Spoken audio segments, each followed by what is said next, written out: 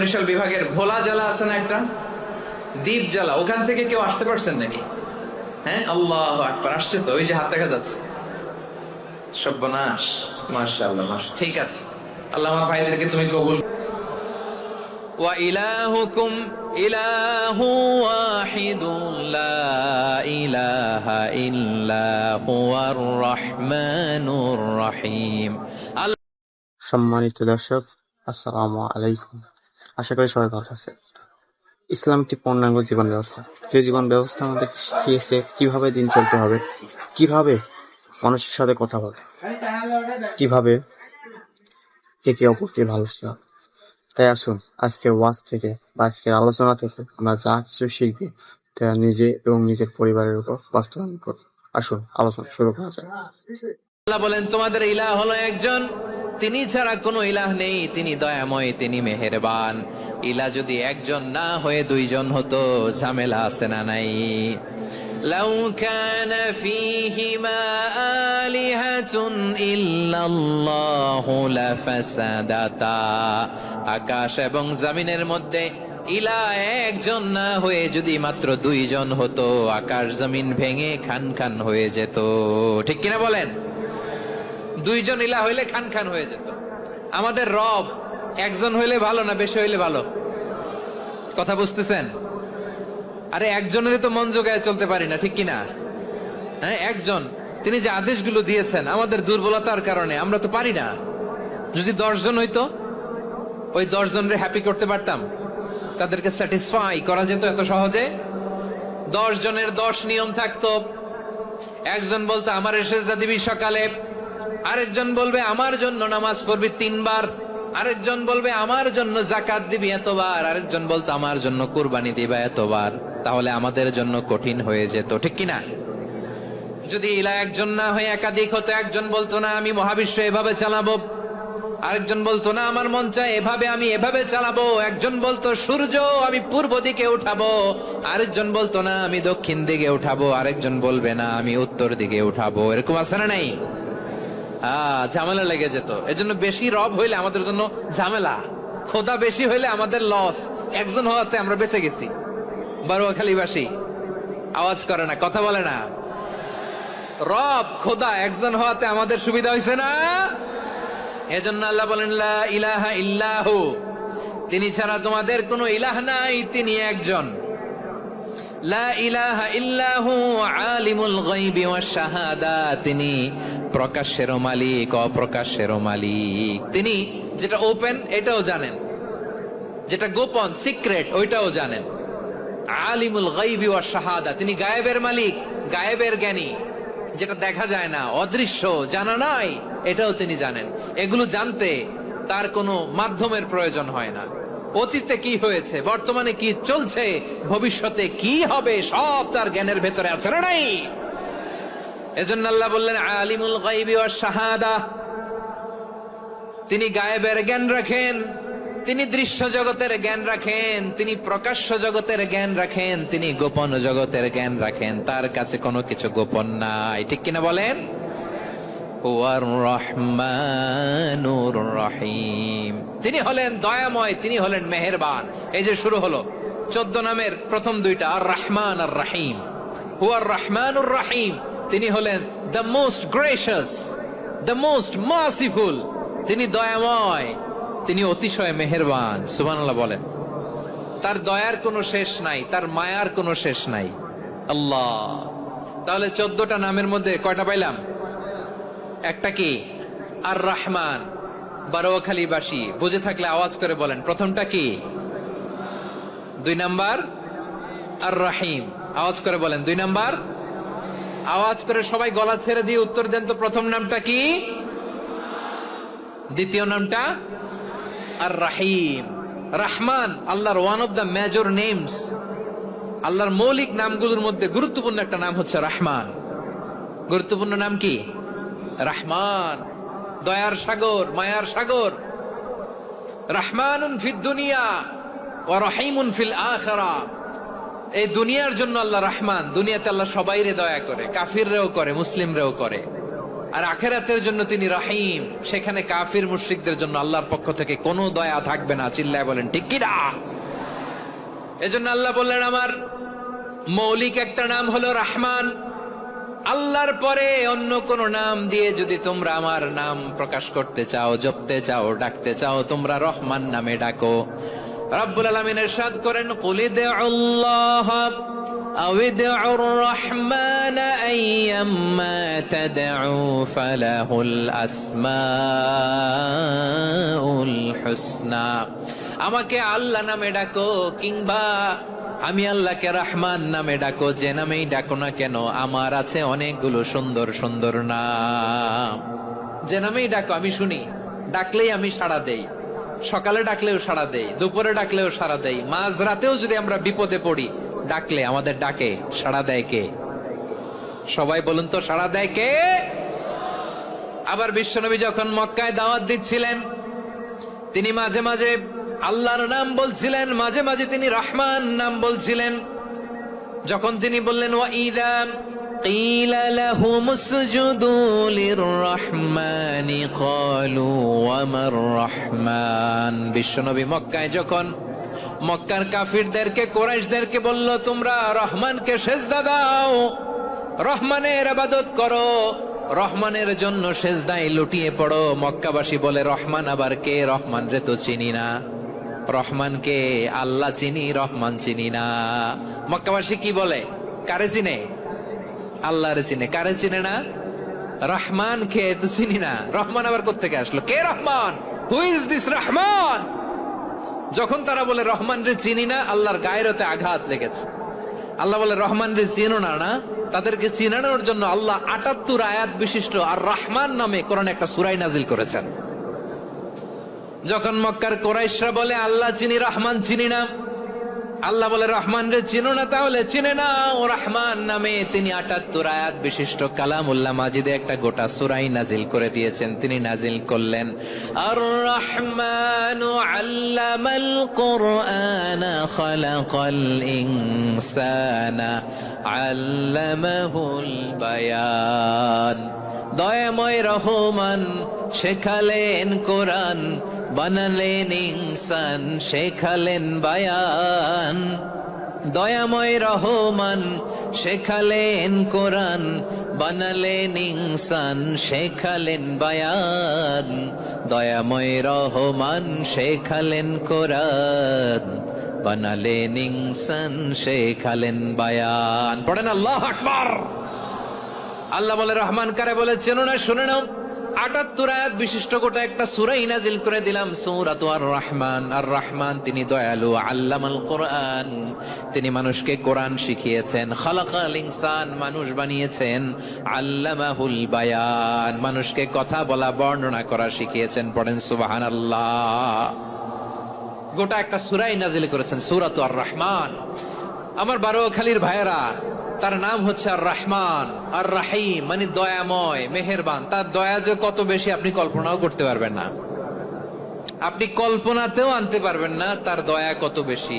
বিশ্বনবী সাল্লাল্লাহু আলাইহি ওয়াসাল্লাম ফরমান লাম্মা কাদাল্লাহুল খালকা কাতাবা ইনদাহু ফাওকা আরশিহি। আল্লাহ যখন মহাবিশ্বের সব সৃষ্টি করে সারলেন, তিনি আরশের উপরে লিখলেন সাবাকাত রাহমাতি গাদাবি। সাবাকাত রাহমাতি গাদাবি কোথায় লিখছে? আরশের উপরে। আওয়াজ করে বলেন তো কোথায় লিখেছে? আরশের উপরে আল্লাহ লিখলেন সাবাকাত রাহমাতি গাদাবি। এর মানে হলো আমার দয়ার কাছে, আমার ভালোবাসার কাছে আমার ক্রোধ পরাজয় বরণ করেছে।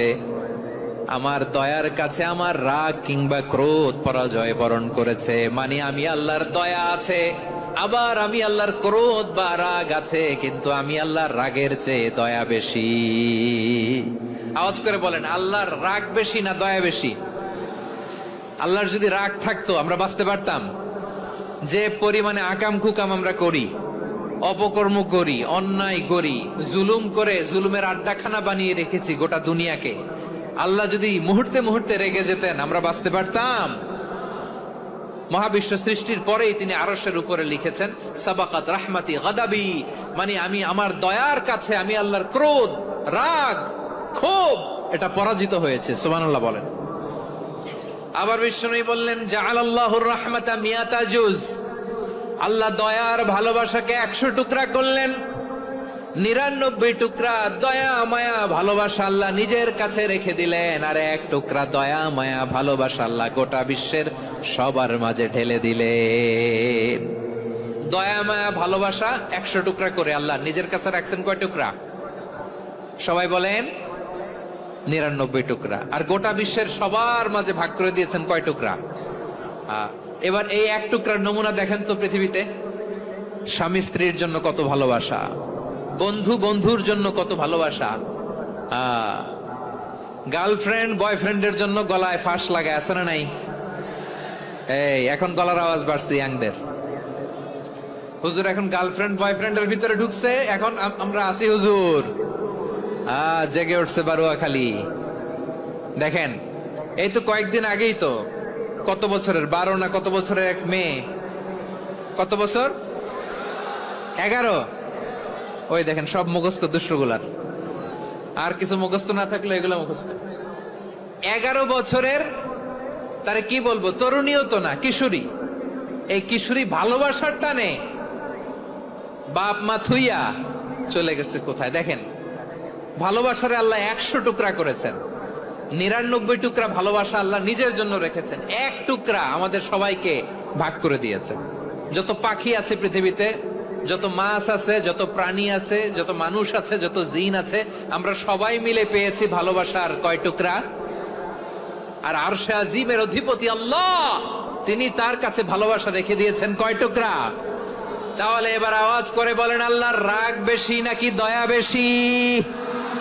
আল্লাহ তুমি দয়ার সাগর রহমানুর রহিম, তোমার দয়ায় পূর্ণ আমার সারা নিশিদিন। সবাই পড়েন, আল্লাহ তুমি দয়ার সাগর রহমানুর রহিম, তোমার দয়ায় পূর্ণ আমার সারা নিশিদিন। আল্লাহু আকবার। আল্লাহ বলেন রাহমাতি ওয়াসিআত কুল্লা শাই, গোটা বিশ্বের সব জায়গায় আমি আল্লাহর রহমত বিস্তৃত, এমন কোন জায়গা নাই যেখানে আমি আল্লাহর রহমত নাই। ঠিক কিনা বলেন? এমন কোন জায়গা নাই আমি আল্লাহর রহমত নাই। আমি আল্লাহর রহমত ছাড়া গাছের একটা পাতা নড়ে না, আমি আল্লাহর দয়ার রহমত ছাড়া গাছের একটা পাতা পড়ে না, আমি আল্লাহর দয়ার রহমত ছাড়া আকাশ থেকে 1 ফোঁটা বৃষ্টি ঝরে না। তিনি হলেন রহমান, তিনি হলেন রাহিম। ঠিক কিনা বলে? আল্লাহরে চিনতেছেন? আলোচনার বিষয় কি? আসুন আমাদের রবকে চিনি। তিনি হলেন আর রহমান, তিনি হলেন আর রাহিম। তার দয়ার কোনো শেষ নাই, তার মায়ার কোনো শেষ নাই। বনি ইসরাইলের এক লোক 500 বছর আল্লাহর ইবাদত করেছে। কয় বছর? কোথায় জানেন? সাগরের মাঝখানে এক পাহাড়, ওই পাহাড়ের উপরে বসে 500 বছর টানা আল্লাহর ইবাদত। দিনে আর রাতে একবার করে নিচে নামতেন। সেখানে আল্লাহ তাআলা পাথরের ভেতর থেকে তার জন্য মিঠা পানির ব্যবস্থা করে দিয়েছেন, আর একটা ডালিম গাছের ব্যবস্থা করে দিয়েছেন। সকালে নামলে একটা টসটসে ডালিম, রাতে নামলে টসটসে ডালিম। এগুলো খেয়ে খেয়ে 500 বছর সে আল্লাহর ইবাদত করেছে। আর সে আল্লাহর কাছে বলেছে, আল্লাহ আমি যখন মারা যাব সেজদারত অবস্থায় যেন মারা যাই। ঠিকই আল্লাহ সেজদারত অবস্থায় সাইয়েদনা আজরাইলকে পাঠিয়ে দিলেন। সেজদারত অবস্থায় লোকটা মারা গেল। 500 বছর ইবাদতের পরে আল্লাহর দরবারে কিয়ামতের কঠিন ময়দানে যখন লোকটা হাজির হয়ে যাবে, আল্লাহ বলবেন আদখিলু আবদি আল জান্নাতা বিরহমাতি, আমার বান্দাকে আমার দয়া আমার ভালোবাসা দিয়ে জান্নাতে ঢুকায়া দাও। 500 বছর ইবাদত করছে তো আমার দয়ায় আমার বান্দারে জান্নাত দাও। এই বান্দা বলে বালবি আমালি, আল্লাহ তোমার দয়া লাগবে কেন? আমি আমার আমল দিয়ে জান্নাতে যেতে চাই। কি দিয়ে? কথা বুঝে নাই বোধহয়। আল্লাহর এই বান্দা কি দিয়ে জান্নাতে ঢুকতে চায়? আমল দিয়ে। আল্লাহ বলছে আমার দয়ায় আমার বান্দারা জান্নাতে নিয়ে যাও ফেরেশতারা। এ বলে আল্লাহ তোমার দয়া লাগবে কেন? সেজদা তো কম দেই নাই, জিকির করতে করতে 500 বছর শেষ করে দিলাম, আবার তোমার দয়া লাগবে? আমি তো আমার আমলেই জান্নাতে যেতে পারি। আল্লাহ বলবেন তাই, ঠিক আছে, আমি চাইলাম দয়া দিয়ে জান্নাত দিব, তুমি চাইলে আমল দিয়ে ঢুকবা, ঠিক আছে, তোমার আমল আর আমার যে দয়া দুইটার একটু মাপ দেই। তোমার 500 বছরের ইবাদত এক পাল্লায় রাখো, আর আল্লাহ বললেন আমি যে দয়া করে এই দুনিয়ার নাজ নেয়ামত বিউটি সৌন্দর্য দেখার জন্য তোমার দুটা চোখ দিয়েছিলাম, দুটা নয় একটা চোখ আরেক পাল্লায় রাখা হবে। দেখা যাবে ওই 500 বছরের ইবাদত হালকা হয়েছে আর মুহূর্তের মধ্যে আল্লাহর দেয়া একটা চোখের নেয়ামত ভারী হয়ে গিয়েছে। আল্লাহ বলবেন তোমার কথা মতো মাপ দেয়া হলো, এবার ফলাফল দেখো, হিসাব বলে তুমি এখন জাহান্নামে যাবা, go to the hell fire, যাও এবার জাহান্নামে যাও। মাপ চোখে যখন আসছো আমার সাথে হিসাব ক্যালকুলেশন, যাও তুমি এবার জাহান্নামে যাবা। এবার লোকটা কাচুমাচু করে বলে আল্লাহ আমি বুঝি নাই, আল্লাহ আমি বুঝতে পারি নাই, খেয়াল করি নাই, তুমি আমারে ক্ষমা করো, তুমি আমারে মাফ করো। ও আল্লাহ এবার আমি টের পেয়েছি, এবার আমি বুঝতে পেরেছি তোমার দয়া ছাড়া দুনিয়ায় কেউ জান্নাতে যেতে পারবে না, কেউ পারবে না। আল্লাহ বললেন ওরে গোলাম তুই তো কিছুই ছিলি না, অস্তিত্বহীনতা থেকে তোরে অস্তিত্বে আনলো কে? ওই ছোট্ট শুক্রাণু থেকে মায়ের পেটে 9 মাস ধরে খাবার দিয়েছে কে? আবার সুস্থতার সাথে দুনিয়ার বুকে তোরে ডেলিভারির ব্যবস্থা করে দিল কে? আবার তোর মায়ের বুকের ভেতরে 2টা খাবারের লাইনের ব্যবস্থা করে দিল কে? আবার তোকে শৈশব পেরিয়ে কৈশোর পেরিয়ে তারুণ্য, তারপরে যৌবন, এগুলো দান করলো কে? তার চেয়েও বড় কথা, পাহাড়ের মাঝখানে সাগরের মাঝখানে 500 বছর ইবাদত করার শক্তি তোর গায়ে দিয়েছে কে? এই সাগরের মধ্যে লোনা পানি লবণের পানি মুখে দেয়া যায় না, সেখান থেকে আমি পাহাড়ের ভেতর থেকে মিঠা পানির ব্যবস্থা করে দিলাম, ওই জায়গায় তোরে রিজিকের বন্দোবস্ত করলো কে? সকাল বিকাল 2 বেলা টসটসে ডালিম খাওয়ার ব্যবস্থা করে দিল কে? তোর আবদার ছিল আল্লাহ আপনি আমার সেজদারত অবস্থায় রুহু কবজ করবেন, তোর শেষ আবদারটাও পূরণ করেছে কে? ও গোলাম আমার রহমতের তুলনায়, আমার নেয়ামতের তুলনায় তোর 500 বছরের ইবাদতের কোনো ওজনই হবে না। গোটা বিশ্বের কেউ কোনোদিন আমার জান্নাতে ঢুকতে পারবে না আমি আল্লাহর দয়া ছাড়া। হুয়ার রহমানুর রহিম, তিনি দয়াময়, তিনি মেহেরবান। জিব্রাইল আলাইহিস সালাম বিশ্বনবীর এই লম্বা হাদিসটা যখন শোনালেন, আমি যা যা বলছি এটা বিশাল এক হাদিসের অনুবাদ। বললেন ইয়া মুহাম্মদ এই দুনিয়ার সবটাই চলে আল্লাহর রহমত দিয়ে। হাদিসের শেষ কথা, সব চলে আল্লাহর কি দিয়ে? তখন বিশ্বনবী সাহাবাদের বললেন ও সাহাবারা শোনো, আল্লাহর জান্নাতে কেউ কোনোদিন প্রবেশ করতে পারবে না তার রহমত ছাড়া। সাহাবারা বললেন ইয়া রাসূলুল্লাহ আপনিও না, আপনিও কি আল্লাহর রহমত ছাড়া প্রবেশ করতে পারবেন না? বিশ্বনবী বললেন না আমিও না, আমি বিশ্বনবীও আল্লাহর জান্নাতে আল্লাহর রহমত ছাড়া ঢুকতে পারবে না, তবে কিয়ামতের দিন আল্লাহর রহমত আমার চারদিকে বেষ্টনী দিয়ে থাকবে। আল্লাহ নিজের পরিচয় দিয়ে বললেন আলিমুল গায়বি ওয়াশ শাহাদাতি হুয়ার রহমানুর রহিম, আমি হলাম রহমান, আমি রহিম। আল্লাহরে চিনছেন? ও বারোখালীর ভাইয়েরা, আপনার রবকে চিনতে পারতেছেন? তিনি দয়ার সাগর, তিনি মায়ার সাগর। তার দয়ার সাগর যে কত বড় আপনার কল্পনাতেও নাই। এজন্য আপনার পাপ যত বড় হোক, অন্যায় যত বড় হোক, অপরাধ যত বড় হোক, আপনার জুলুম যত বড় হোক, আল্লাহর রহমান নামের দরিয়া তার চাইতেও বড়।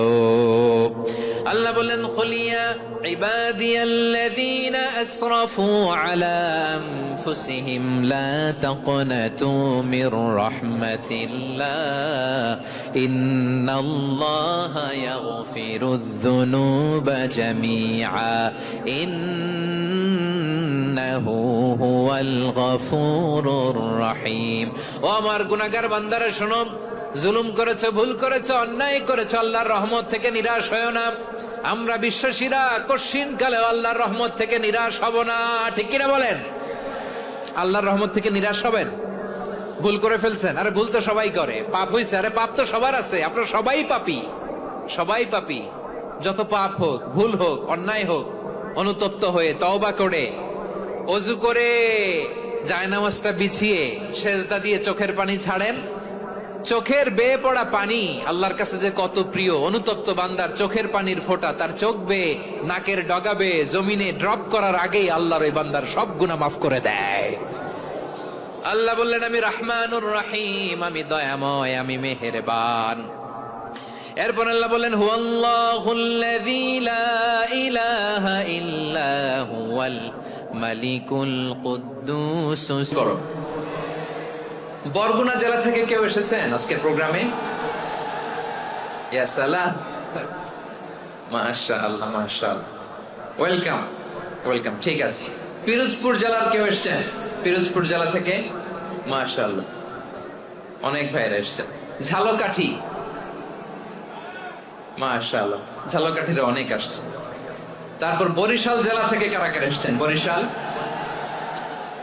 মাশাআল্লাহ তাবারাকাল্লাহ। এবার পটুয়াখালী জেলার কারা কারা দেখি? মাশাআল্লাহ মাশাআল্লাহ মাশাআল্লাহ। আল্লাহ তুমি কবুল করো, আল্লাহ তুমি কবুল করো। লিল্লাহি তাকবীর, লিল্লাহি তাকবীর, লিল্লাহি তাকবীর। হাত নামান। প্রিয় ভাইরা, আসুন আমরা কাল বিলম্ব না করে আজকের পটুয়াখালী জেলা শহরের, মাশাআল্লাহ ওই যে লক্ষ্মীপুর থেকে আমাদের ভাই এসে প্লেকার্ড নিয়ে দাঁড়াইছে। ঠিক আছে, প্লেকার্ড দেখেছি, ফি আমানিল্লাহ। আচ্ছা, এই বরিশাল বিভাগের বাইরে থেকে কারা কারা আসছেন দেখি, কেউ আছেন কিনা? মাশাআল্লাহ অনেক অনেক অনেক, মাশাআল্লাহ। আল্লাহ কবুল করো, আল্লাহ কবুল করো। ফি আমানিল্লাহ। চাঁদপুর, ঠিক আছে ঠিক আছে, হ্যাঁ ইলিশের বাড়ি চাঁদপুর, ঠিক আছে মাশাআল্লাহ। বসুন বসুন। সম্মানিত ভাইরা, আসুন আমরা মূল আলোচনার দিকে চলে যাই। আজকে আমরা যে টপিকটা নিয়ে আলোচনা করব সেটা হচ্ছে, আমরা যে জীবনে বিপদে পড়ি, আমরা বিপদে পড়লে আমাদেরকে উদ্ধার করে কে? আল্লাহ ছাড়া আমাদের বাঁচানোর কেউ আছে? উদ্ধার করার কেউ আছে? রক্ষা করার কেউ আছে? এজন্য বিপদে পড়লে আমরা চাইবো কার কাছে? আমাদের যাই দরকার হোক আমরা ফরিয়াদ করব কার কাছে? নাকি মাজারে যেয়ে চাবেন? মাজারে যেয়ে চাবেন? অনেকে তো মাজারে যেয়ে কপাল ঘষে, আছে না নাই? মাজারে যেয়ে সন্তান চায়, আছে? এই এলাকায় নাই, এই এলাকার লোকদের আকীদা খালেস আমি জানি। মাজারে যেয়ে কপাল ঘষে আর সন্তান চায়। আচ্ছা, মাজারে গেলে সন্তান পাওয়া যায়? আচ্ছা, মাজারে না গেলে যদি বাচ্চা না হতো, গরু ছাগলের যে বাচ্চা হয় ওরা কোন মাজারে মানত করে বলেন? কথা কি বুঝতেছেন? এই যে প্রতি বছর গরু ছাগল ভেড়া এগুলো যে বাচ্চা দেয়, এরা কোন মাজারে যে মানত করে? এজন্য চাইতে হবে একজনের কাছে, তিনি কে? আমার প্রিয় পটুয়াখালীবাসী, মাজার জিয়ারত করা সুন্নাহ। আমরা মাজার জিয়ারত করব, আল্লাহ ওয়ালাদের কবরে যাব, আমরা সেখানে যে সালাম দিব, দোয়া করব, নিজের জন্য করব, কবরে শুয়ে থাকা মাইয়েতের জন্য করব, পুরো মুসলিম উম্মার জন্য করব। কিন্তু কবরে যিনি শুয়ে আছে ওই বাবার কাছে সন্তান চাওয়া যাবে? চাকরি চাওয়া যাবে? সফলতা চাওয়া যাবে? সফলতা দেয় কে? সবাই বলেন নাই, আওয়াজ করে বলেন, সফলতা দেওয়ার মালিক কে? এক কথাই রব্বুল আলামিন বলেন, ওয়া ইয়ামসাসকাল্লাহু বিদুররিন ফালা কাশিফা লাহু ইল্লা হু ওয়া ইয়ুরিদকা বিখাইরিন ফালা রাদ্দা লিফাদলি ইউসিবু বিহি মান ইয়াশাউ মিন ইবাদিহি ওয়া হুয়াল গফুরুর রহিম। আল্লাহু আকবার। আল্লাহ বললেন, ওয়া ইয়ামসাসকাল্লাহু বিদুররিন ফালা কাশিফা লাহু ইল্লা হু। আল্লাহ যদি তোমাকে কোনো বিপদ স্পর্শ করায়, আল্লাহ যদি তোমারে কোনো বিপদে ফেলে দেয়, ওই বিপদ থেকে উদ্ধার করার তিনি ছাড়া আর কেউ নাই। জোরে বলেন ঠিক কিনা? তিনি যদি কোনো বিপদে ফেলেন, তিনি ছাড়া বিপদ থেকে উদ্ধার করার কেউ নাই। আর তিনি যদি তোমার প্রতি কোনো অনুগ্রহ করতে চান, ওই অনুগ্রহ ঠেকিয়ে দেওয়ার ক্ষমতাও কারো নাই। আল্লাহ যদি আপনার সফলতা দিতে চায়, পৃথিবীর কোন শক্তি ওই সফলতাকে থামাতে পারে? এজন্য আল্লাহ বললেন, খবরদার, চিন্তার আকীদা খালিস করে নাও। ওয়া ইয়ামসাসকাল্লাহু বিদুররিন ফালা কাশিফা লাহু ইল্লা হু। আল্লাহ বিপদে ফেললে বিপদ থেকে উদ্ধার করার কেউ থাকে না। আর আল্লাহ যদি তোমার প্রতি দয়া দেখাতে চান, অনুগ্রহ করতে চান, ওই অনুগ্রহকে প্রতিরোধ করার মতো ক্ষমতা কারো নাই। তিনি তার বান্দাদের মধ্য থেকে যাকে ইচ্ছা তাকে দেন, যত ইচ্ছা তত দেন। তিনি ক্ষমাশীল, তিনি মেহেরবান। সুবহানাল্লাহ। তিনি ক্ষমাশীল, তিনি মেহেরবান। তাহলে এই আয়াত থেকে আমরা বুঝতে পারলাম, আমরা যদি বিপদে পড়ি আমাদেরকে কেউ বাঁচাতে পারে না। আমার বাবা আমারে বাঁচাতে পারে? হ্যাঁ, আমার মা আমাকে বাঁচাতে পারে? আমার বন্ধু আমারে বাঁচাতে পারে? আমার দলের কর্মী আমাকে বাঁচাতে পারে? আমার পীর সাহেব আমারে বাঁচাতে পারে? আমার পটুয়াখালীর ভাইয়েরা খেয়াল রাখবেন, বাঁচাতে পারে এক মহান সত্তা, উদ্ধার করতে পারে এক মহান সত্তা। চিৎকার করে বলুন, তিনি কে? আবার আল্লাহ বললেন, আম্মান ইউজিবুল মুত্তাররা ইযা দাআহু ওয়া ইয়াকশিফুস সুআ ওয়া ইয়াজআলুকুম খুলাফাআল আরদ আইলাহুম মা'আল্লাহ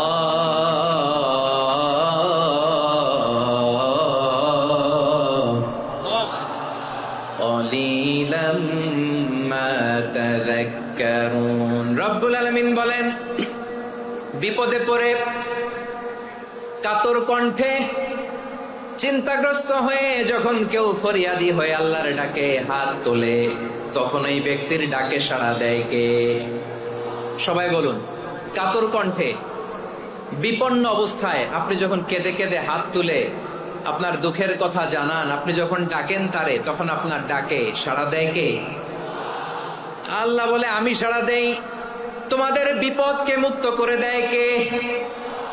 ওই আল্লাহর সাথে কোন উপাস্য আছে নাকি? কিন্তু খুব অল্প সংখ্যক লোকই তোমরা উপদেশ গ্রহণ করো। কথাটা কার?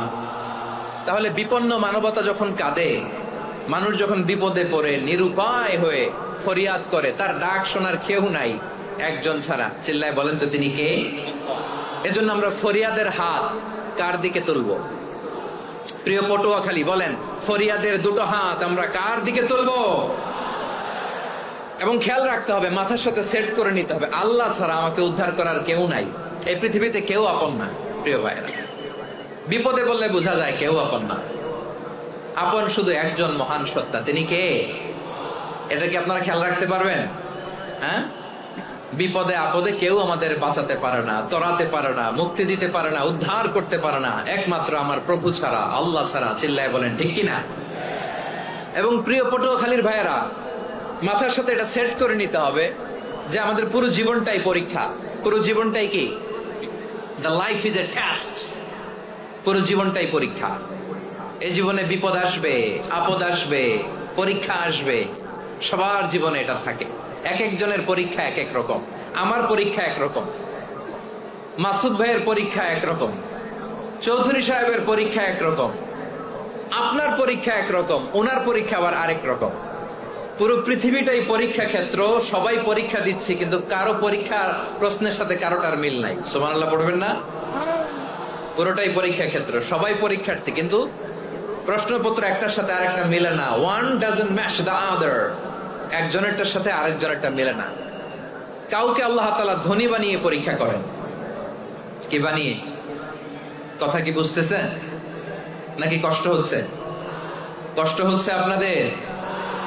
কাউকে আল্লাহ ধনী বানিয়ে পরীক্ষা করেন, আবার কাউকে আল্লাহ তাআলা গরিব বানিয়ে পরীক্ষা করেন, কাউকে আল্লাহ অসুস্থ বানিয়ে পরীক্ষা করেন। কেউ দেখবেন যে দুরারোগ্য ব্যাধিতে আক্রান্ত, ডাক্তার বলেছে আর সময় নাই, দুরারোগ্য ব্যাধি, ক্যান্সার, যার নেই কোনো অ্যান্সার, তার জন্য পরীক্ষা হচ্ছে এই রোগ।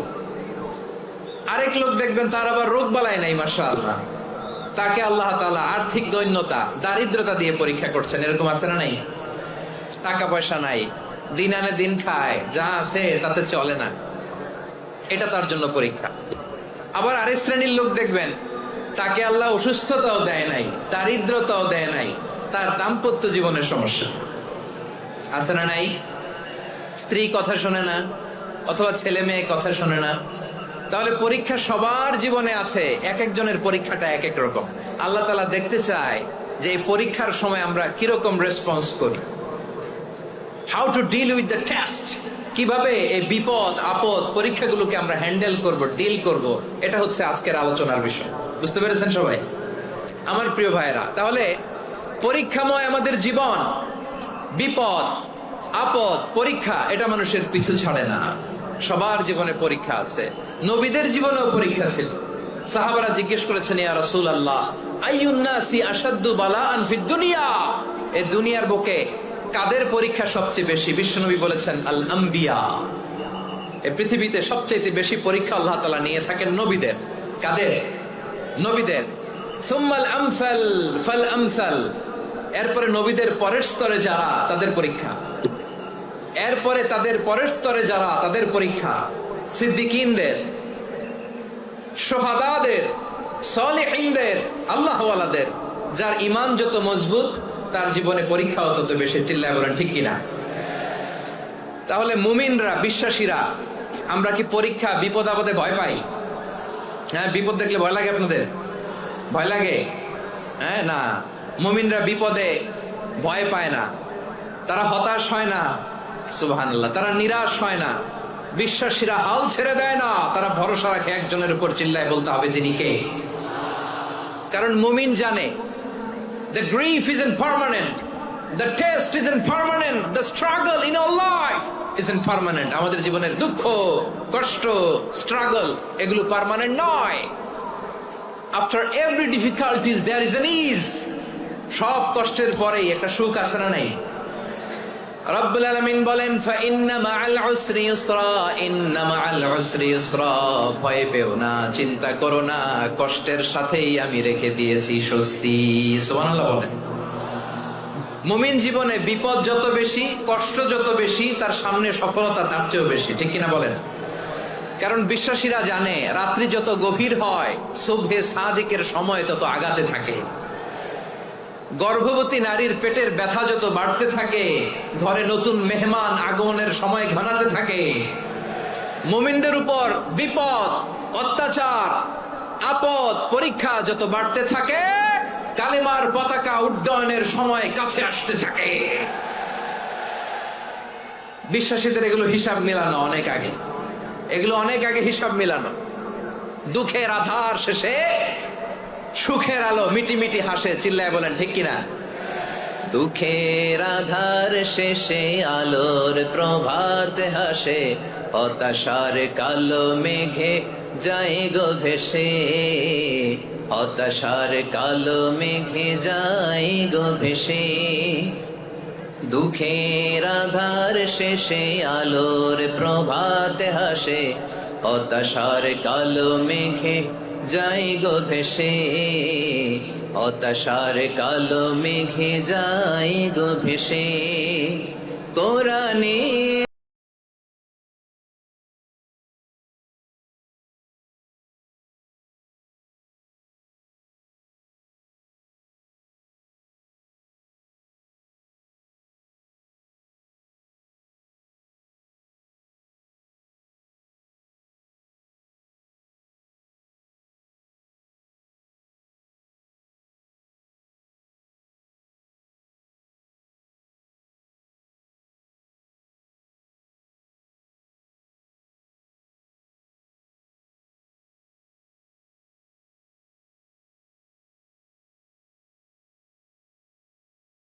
দুঃখের আধার শেষে আলোর প্রভাত হাসে, হতাশার কালো মেঘে যাই গো ভেসে, হতাশার কালো মেঘে যাই গো ভেসে। ঠিক কিনা বলেন? দুঃখ যত বেশি, পরীক্ষা যত বেশি, কষ্ট যত বেশি, সুখের সময় তত কাছাকাছি। চিল্লায় বলতে হবে ঠিক কিনা? এজন্য মুমিন জীবনে পরীক্ষা বেশি, মুমিনদের হতাশা নাই। মুমিনরা নিরাশ হয় না, হতাশ হয় কাফিররা। মুমিনরা কখনো হাল ছেড়ে দেয় না, মুমিনরা ভরসা রাখে একজনের উপর, তিনি কে? তাহলে আমার প্রিয় পটুয়াখালীবাসী, বিপদ থাকবে, পরীক্ষা থাকবে, এই বিপদ থেকে আমাদেরকে উদ্ধার করবেন একজন, তিনি কে? আমরা শুধু আল্লাহর উপরই ভরসা রাখবো। রাজি আছেন তো? চাইবো একজন সত্তার কাছে। আওয়াজ করে বলুন তিনি কে? একজন সত্তার কাছে চাইবে। বিশ্বনবী ওনার চাচাতো ভাই আব্দুল্লাহ ইবনে আব্বাস রাদিয়াল্লাহু তাআলা আনহুকে বললেন, ইয়া আব্দুল্লাহ ইবনুল আব্বাস, হে আব্দুল্লাহ ইবনে আব্বাস, ইযা সাআলতা ফাসআলিল্লাহ, যখন চাইবে আল্লাহর কাছে চাও। ও আব্দুল্লাহ, যখন চাইবা আল্লাহর কাছে চাও। ওয়া ইযা ইসতাআনতা ফাসতাইন বিল্লাহ, যখন সাহায্য চাইবা আল্লাহর কাছে ফরিয়াদ করো। জেনে রেখো ও আব্দুল্লাহ, ওয়া'লাম আন্নাল উম্মাতা লাউ ইজতামাআত আলা আন ইয়ানফাউকা বিশাইইন লাম ইয়ানফাউকা ইল্লা বিশাইইন ক্বাদ কাতাবাহু আল্লাহু লাক। ও আব্দুল্লাহ, জেনে রেখো, মনে রেখো, গোটা বিশ্বের সবাই মিলে যদি তোমার উপকার করতে চায় ততটুকুই তারা করতে পারবে যতটুকু আল্লাহ তোমার নসিবে সেটা লিখে রেখেছে। ঠিক কিনা বলেন? আর যদি গোটা বিশ্বের সবাই মিলে তোমার বিরুদ্ধে কনস্পাইরেসি করে, ষড়যন্ত্র করে, গোটা বিশ্বের সবাই মিলেও যদি তোমার ক্ষতি করতে চায় ততটুকুই শুধু পারবে যেটা আল্লাহ তোমার জন্য বরাদ্দ রেখেছে। যতটুকু আল্লাহ তাআলা তোমার জন্য বরাদ্দ রেখেছে অতটুকুই ক্ষতি করতে পারবে, আর এক চুল বেশিও করতে পারবে না, কমও করতে পারবে না। চিল্লায় বলেন ঠিক কিনা? এজন্য আমরা চাইবো কার কাছে? সবাই বলেন নাই, আওয়াজ করে বলেন কার কাছে?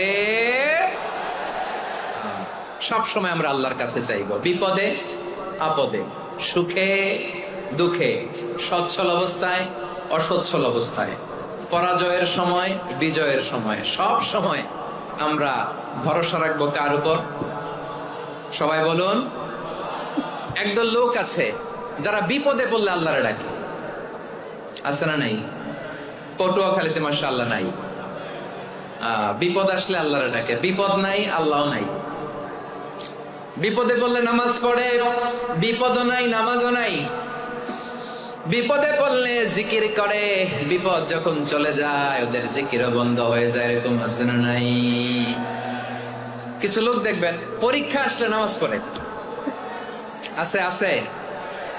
জেনজি আওয়াজ করো, এরকম আছে? এই কমন পড়ে গেছে, কমন পড়ছে। দেখবেন পরীক্ষার সময় নামাজ পড়ে, পরীক্ষাও নাই নামাজও আছে। এরকম কিছু লোক আছে অসুস্থ হলে আল্লাহরে বড্ড ভালোবাসে, আল্লাহরে খুব ডাকে। অসুস্থ হইলে অসুস্থতাও নাই, আল্লাহ স্মরণও নাই। দেখবেন কিছু লোক নির্বাচন আসলে খুব আল্লাহ আল্লাহ হয়ে যায়, তখন দেখবেন মাথার মধ্যে হেজাব লাগায়, পাঞ্জাবি লাগায়, আল্লাহ আল্লাহ হয়ে যায়। নির্বাচনও নাই, এরপরে আল্লাহর কথাও নাই। আছে না নাই? না, এরকম হওয়া যাবে না। সব সময় আমরা আল্লাহরে ডাকবো, বিপদে আপদে সব সময় ভরসা রাখবো আমরা একজনের উপর। আওয়াজ করে বলেন তিনি কে? এ কথায় আল্লাহ তাআলা আমাদের চোখে আঙ্গুল দিয়ে জানিয়ে দিলেন, ফাইদা রাকিবু ফিল ফুলকি দা'আবুল্লাহ মুখলিসিনা লাহুদ্দিন ফালাম্মা নাজ্জাহুম ইলাল বাররি ইযা হুম ইউশরিকুন। আল্লাহ বলে একদল লোক আছে, তারা যখন নৌযানে চড়ে, জলযানে চড়ে, সাগরের মধ্যে যখন জাহাজে চড়ে, লঞ্চে চড়ে, তারা যখন তুফানের সম্মুখীন হয় তখন তারা আল্লাহরে বড্ড বেশি ডাকে, একান্ত ভাবে ডাকে, বিশুদ্ধ চিত্তে ডাকে।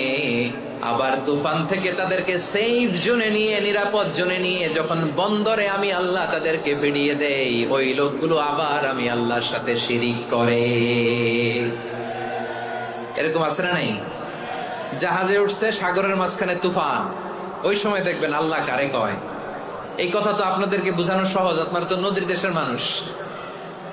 লঞ্চে চড়েন নাই কারা কারা? দেখি, লঞ্চে চড়ছেন?